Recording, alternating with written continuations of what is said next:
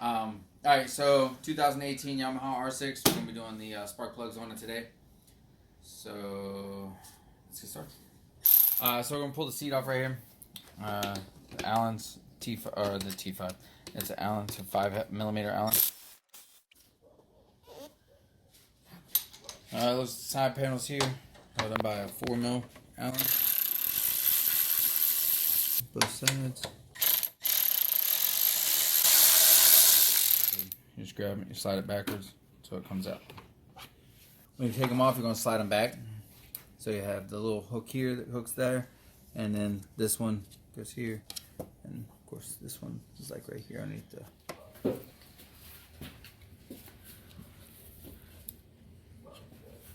Alright, so yeah, that's looks like a 4mm, or it's a 4mm, goes in right here. So right underneath here, there's a 4mm Allen.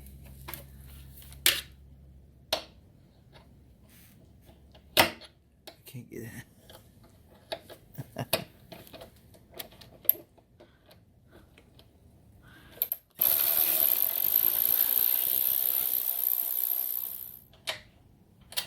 It has like a washer or a spacer and a rubber bushing. And then up front is a 5mm Allen.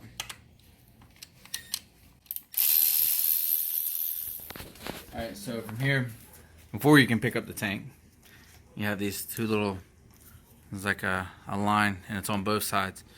So you just pinch it with your fingers, maybe a pair of pliers. You just pull them apart like that. So.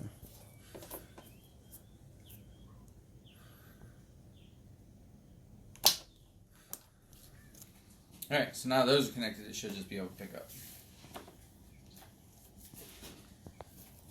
Don't snatch it up, because you have these right here, and it's just a little plastic nipple. So you unplug there. It's just one harness, so that's for your fuel pump and your fuel gauge. And then right here is the fuel line.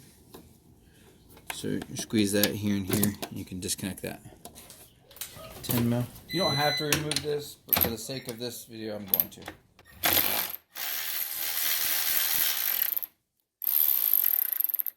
Alright, so there's a nut on this side.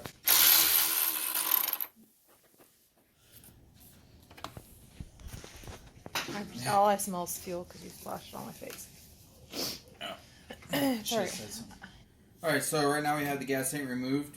And I didn't say it before, but anytime you're pulling the fuel line off, you want to make sure that you're not like really close to it, because if you just started the bike or anything like that, it can spray fuel from the line still being pressurized. We're going to be taking off the cover for the top of the airbox to replace the air filter. And we're just Phillips head screws.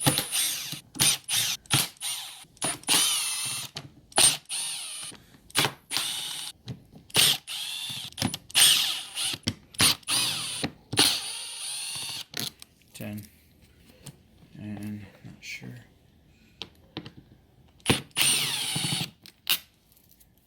11. Alright. So the air filter here comes out from the top. There's two little hooks up here. So what you do is just, you can either pull it with your fingers, you can get it, or if you want to take a little like screwdriver, you can kind of just pry it back and it just pops out. Alright, so once you pry it back and you just lift straight up, it comes out. So as you see, like, this is the only part of the filter that gets used because it has this like little cover that goes on it. And I can't see that as being any sort of beneficial. Just would make sense that more air. I mean, maybe it pressurizes the air going through there and forces it through faster than having it open. But I just can't see it. So maybe if anybody's got any ideas on it. Alright, so this is the bottom of the air duct here. It's plastic, so you can see like right here where it goes into the frame. Alright, it hooks here and here. This is a little push pin, so this is like the I believe this is hooked to the smog pump or the pairing valve. So it's either the smog pump or the pairing valve, I believe that's part of. So you pull that little push pin out here. So these ducts here or these like little ears that stand up kind of block the air or diffuse it or direct it around it. It just, I don't know why this is like in here. It just seems like it's restricting so much airflow. I'd almost suggest just like cutting these out, and leaving them flat. But anyways, I'll show you when I pull it out. So anyways, this pulls out. You can come out of the lip right here, or this right here, and you just kind of pry that back.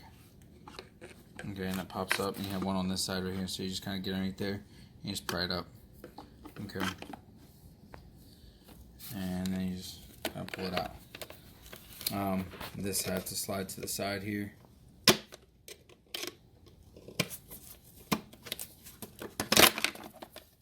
Alright.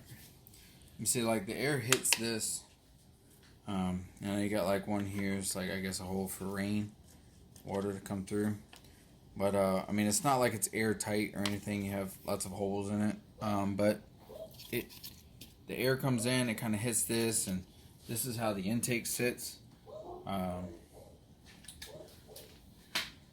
With the little... This is how the intake sits. With the little diffuser panel on it, like this, or whatever. And so this sits in front of this, so it kind of sits in here like this. It's like the airflow comes in from these two little tubes right here, and this is the only, like, it seems extremely restrictive. Like, so I don't see why they would make it so restrictive. So I mean, anytime I open them up, I remove that, and then I take these fins off so that it doesn't stop the air from coming in. Allow a lot more airflow to come in. But he's going to be doing a filter change again. He's ordered a Sprint filter, so we're not going to do that today. If and when I install the Sprint filter, I'll do that. So I'm going to come down here, and we're going to remove the little pairing valve part here, which is this. It goes to the all the parts, because it's easier to work on without that in the way. So, okay, so when you have like a hose clamp that you can't get to because of the angle, if you go on the opposite side of the hose clamp of where it's putting pressure on it and you pull it, then it should allow you to turn it, kind of like that, and then I'm able to get to that hose clamp. Okay, remove the hose clamp, slide it down, and you can pull that off the pairing valve. Okay, and so I can take that and kind of tuck it out of the way so that it's not in the way anymore for me doing the spark plugs here. The next part is when it goes down into the valve cover right there, or where it goes into the opening for the exhaust valves. I've turned the hose clamp so that I can get to it a little bit easier, and grab that, and I can just pull it up like that. You have this little hose, it's like a little plastic clip here, and to open up that, it just kind of, it's like a ratchet clip almost, I guess you kind of call it. It like clicks together, so you just kind of gonna pry the end of it up and see how it lifts up right here at the end. You're gonna do that in both directions, picking it up and like twisting it a little bit. So you're pushing this one down and pulling this one up, so it's a little bit of a pain. But then there's your connector to your pairing valve, which is this blue in here. With a little blue harness, you squeeze the back of it. I'm gonna pull that off. It's being a pain, so I'm gonna squeeze the back side here, and I'm gonna take a screwdriver and gently pry against it like that. See, I just pry it off, so it makes it easier. The other side. Now this one's got a rubber like part on it. I don't know if you can see it. It's right here. See how it's like got like a little rubber cover on it. So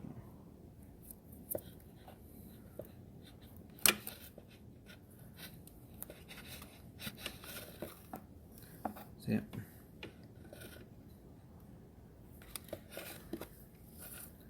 Alright, so that rubber cover goes over the hose clamp like this, and this is how it hooks on.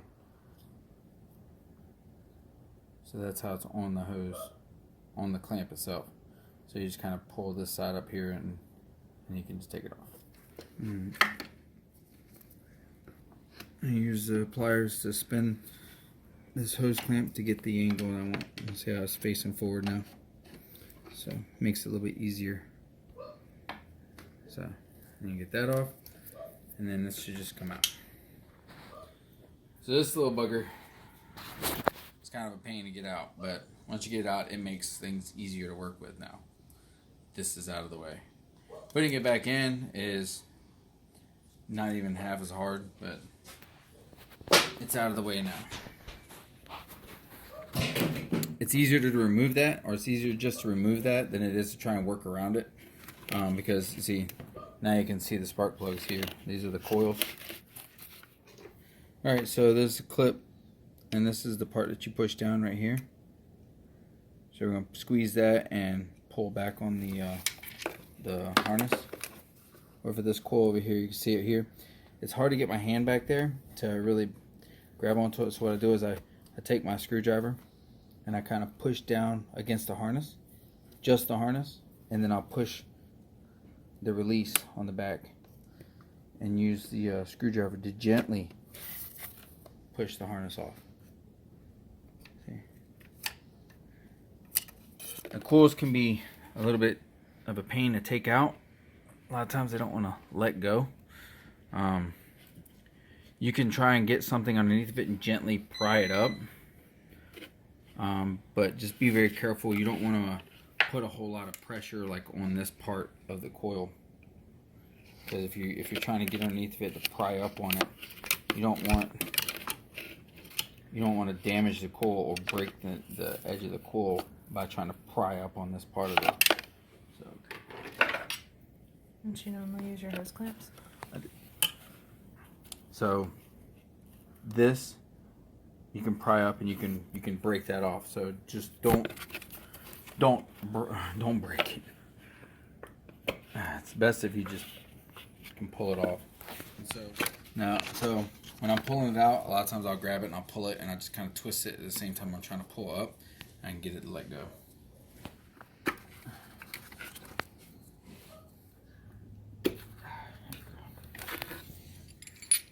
So for this part, I use a 10-inch extension, a 3-inch extension, or a 5/8 spark plug socket, a universal bendy magnet. I take the 3-inch to the spark plug socket and universal onto that. Put it down into the spark plug socket or the hole, like that, and then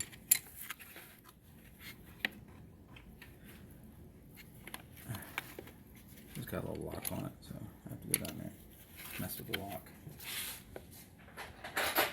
This one's got a lock on it, so I use a short stubby ratchet so that I don't put too much torque behind it when I'm tightening these up. But they should be pretty easy to pull out. They shouldn't have a whole lot of torque behind them. Once you get it loose, you should be able to do it pretty much by hand.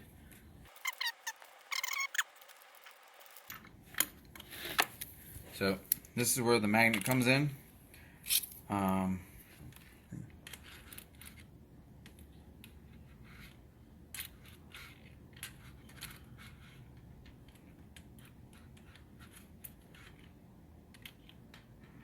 Here it is. The exact same plug. See how one is ovaled and one is not? The old one is ovaled from how much it's been used, and the new one is not. You can't see the end of it. What's ovaled? This part right here.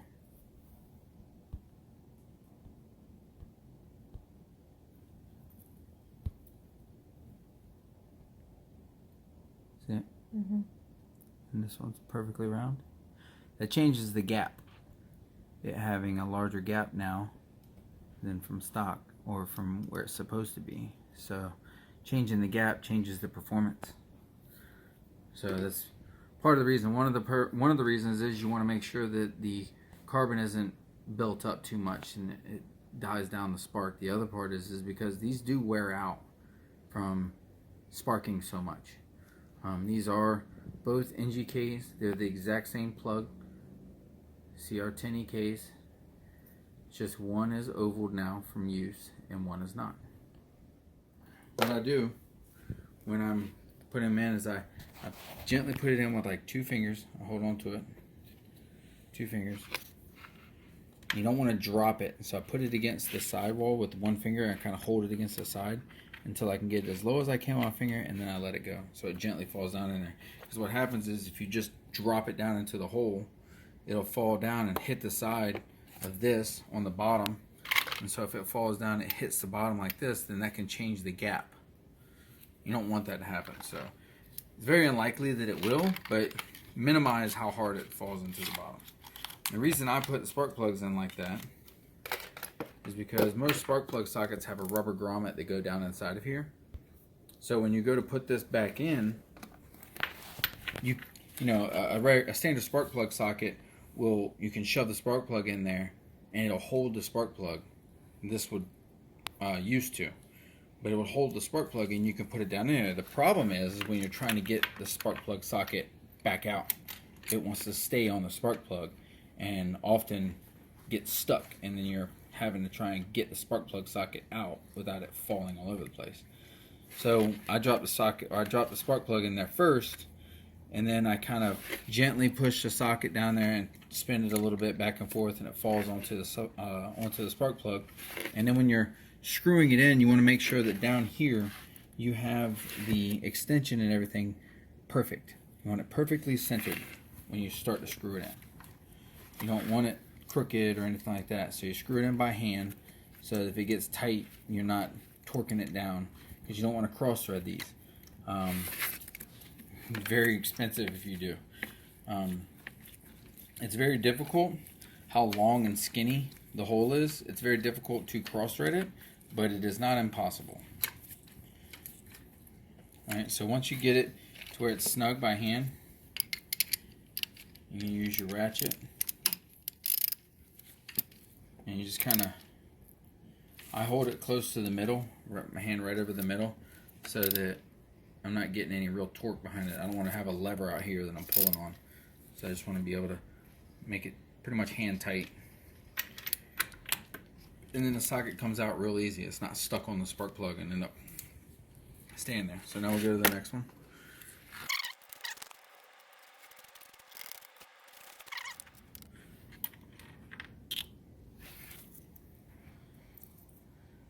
And this one's worn down and ovaled too.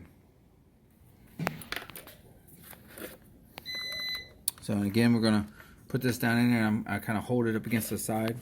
I can't see. Kind of hold it up against the side, and I let it go all the way down as far as I can, and then I set it down. And then I take the socket.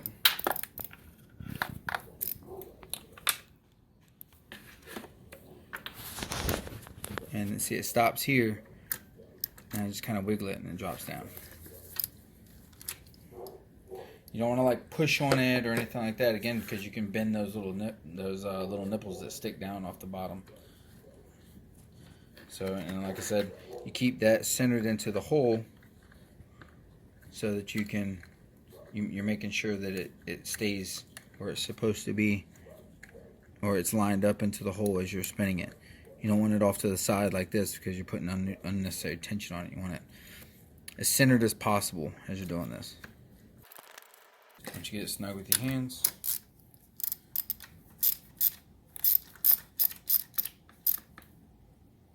this is where the swivel or the little 90 comes into play. So you can take it off if you're having trouble getting it in there. You can take that off and it'll drop easier. Like that, and you can see it like in the other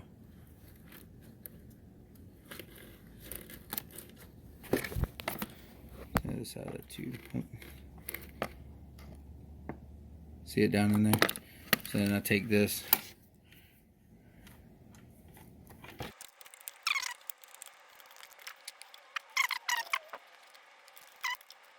I was trying to do it so the camera can see, but I'm just going to stick it on there on my hand. So, like that. Right. Playing around with it. Making it look like it's harder than it really is. And just use your hand to stick it on there.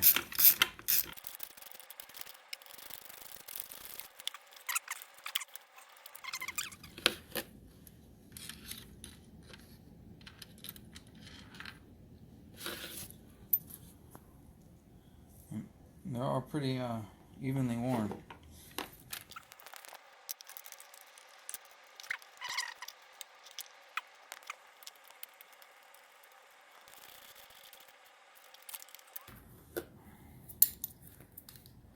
Alright, now for the last one. This one's always the hardest because that's where the harness comes from, where the other hose for the pairing valve is. It's always the most difficult to get to.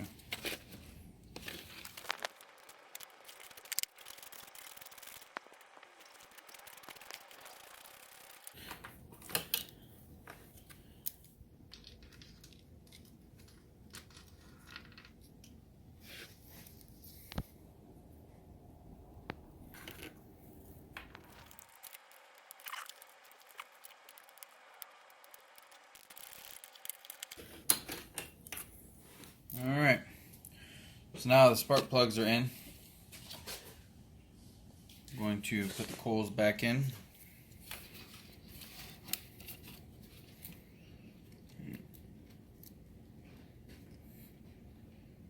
There it went. So you should be able to kind of feel like you'll feel the like the little ribs from the spark plug kind of catch it as it, or it'll like, I don't know, you'll feel it go down. You'll feel the ribs of the spark plug. It's ribbed for your pleasure.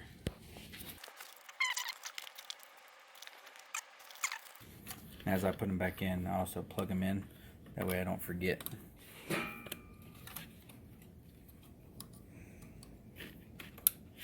Last one. Alright, so now all of your spark plugs are in. All your coils are seated, plugged in.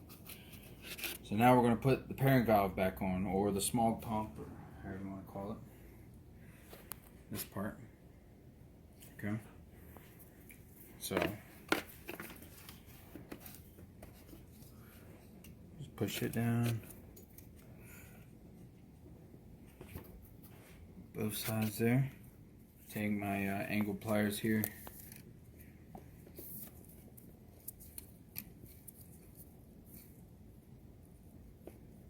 Alright, and so then we have the other little hose here.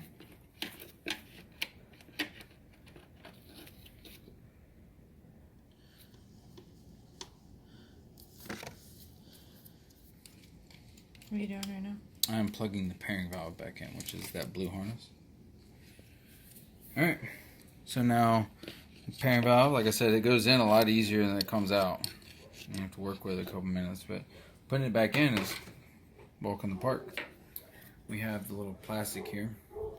The hardest part about doing this is getting this back through the bottom of this. Like if you didn't, like when you do a block off and you remove this, which is suggested when you have like a power commander or anything like that, and you get a power commander, you remove the pairing valve and you block all that off.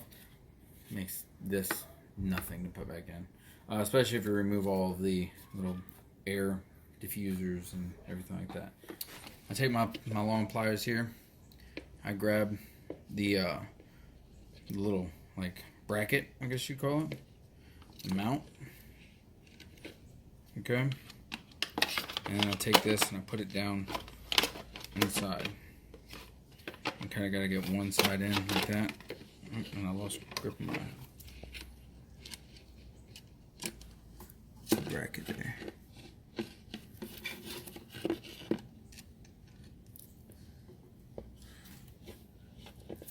Alright, so now that I have that, kind of in there. Get my bracket lined up and I push it through. And that's pretty much the hardest part about putting that back in. Sometimes you can get it really quick. Sometimes you sit there and struggle with it for 5 minutes. Then you just get it the seat. You get the front hook in, so you got it at the at an angle down there. You get that little front piece right here. Right here has a hook on the front of it, and it hooks onto the frame. And you slide that forward, like you push pressure on it forward, and then you can get the back just the same way you took it out. It just kind of snaps down inside.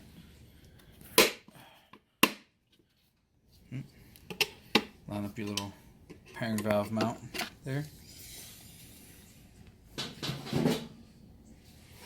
I'm going to replace that little push pin. Now for the new air filter here, I removed the piece here. And once you get the one done, you kind of just slide along the edge there.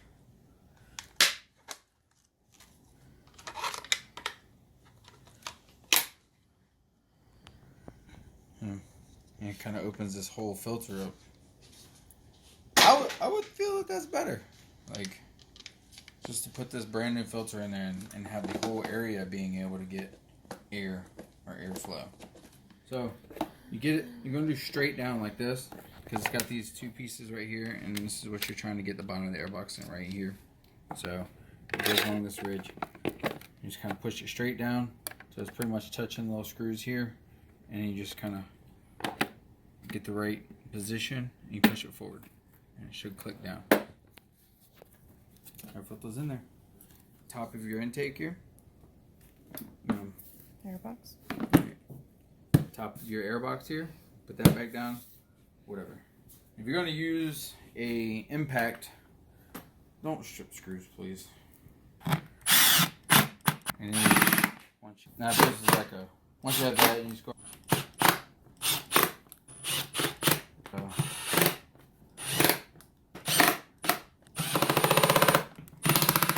Alright, so now we got the intake back together. We got the intake in, the spark plugs in, coils in, pairing valves in, intake filters in, and top of the airbox is on. Now we're going to go to the tank. Tank seats on the back here. Pick it up. We're going to do the fuel line, and take it off. You had to press your two little push pins on either side. So you're gonna push them together like this,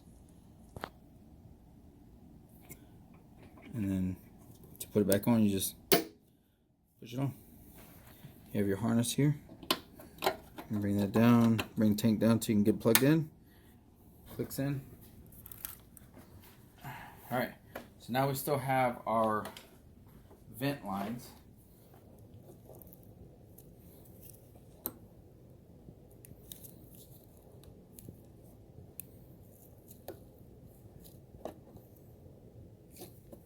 How easy it is to rip them?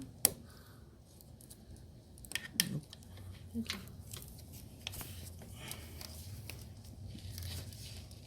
Here we go. We do our back bolt here.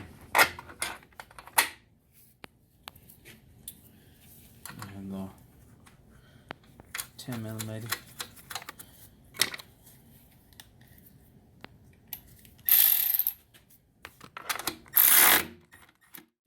And then for the sides of the tank, metal bracket there.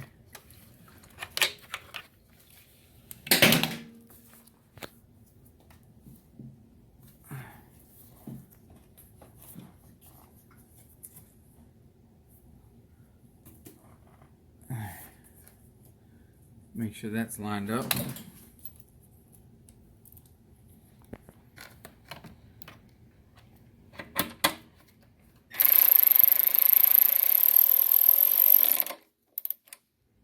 And do the same thing on the other side.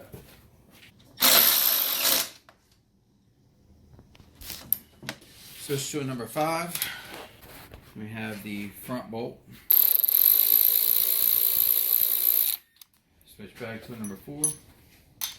And we're going to put our side plastics on. Our inserts.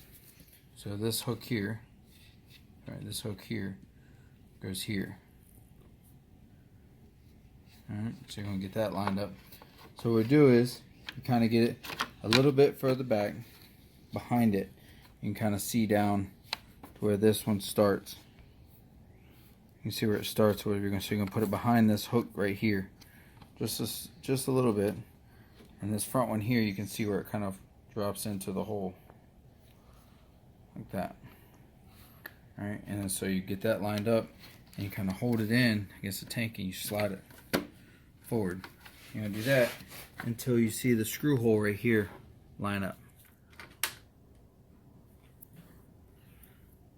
Just kind of use it.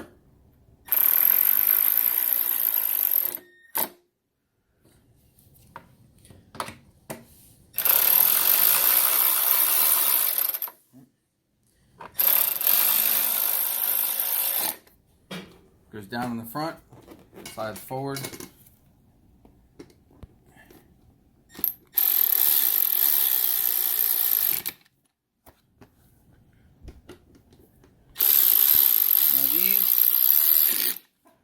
Alright, so that's how you change the spark plugs and the air filter on a 2018 Yamaha R6. Hope this helps out. Like, subscribe, and leave a comment. Thanks.